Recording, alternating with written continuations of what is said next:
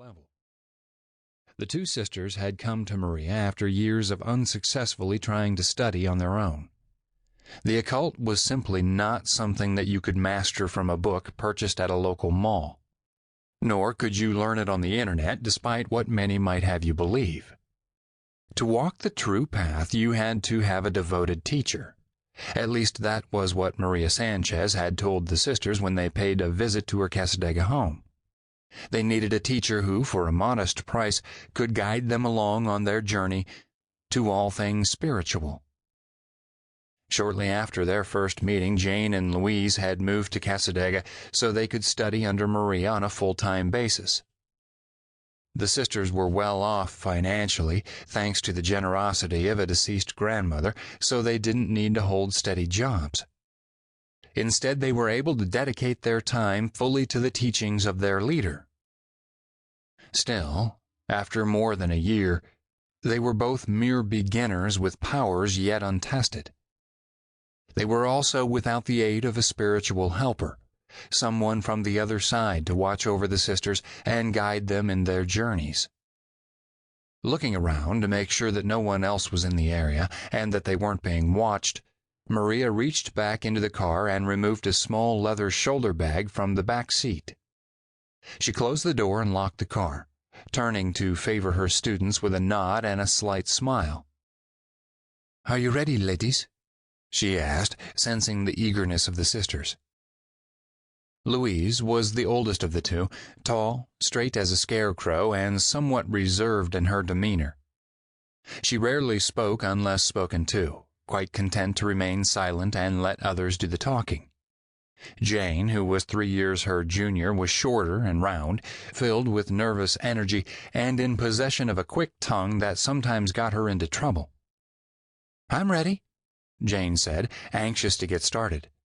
"Is this our last stop?" Her mentor nodded. "Yes, the last one, at least for tonight." "Good. I'm starving. I wonder if there's any place around here to get a bite to eat." Maria frowned, but did not scold the young woman. Jane had yet to realize that the quest for magic was far more important than food. "You are always hungry. We will eat later, after we have finished. Now let's get started. It will be morning soon, and we will want to finish before daylight." "Maybe we can have breakfast at Denny's when we're done," Jane said, never knowing when to quit. "I could go for a grand slam." "If you don't be quiet, I will give you a grand slam," Louise whispered, growing weary of her sister's chatter. Maria led the others past the drugstore to Cordova Street. They turned right at the street, walking slowly by an old 2-story house.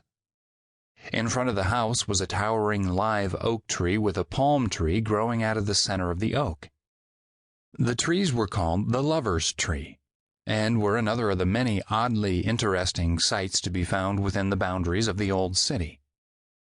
There was a legend that went along with the trees, something about young lovers being united forever, but Maria had forgotten it. The trees were significant because they reflected the strangeness of St. Augustine, a city that seemed to be trapped in some kind of time warp, a place where the past still lived. The three women paused to study the lover's tree for a moment, then continued on, stopping a short distance later when they reached the front of the Tolomato Cemetery.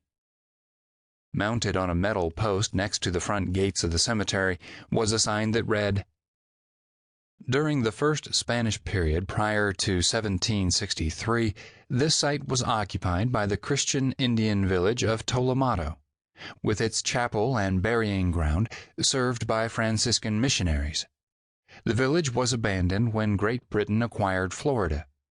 In 1777, Father Pedro Camps, pastor of the Minorcan colonists who had come to St. Augustine after the failure of Andrew Turnbull's settlement at New Smyrna, obtained permission from Governor Patrick Tolan to establish this cemetery for his parishioners.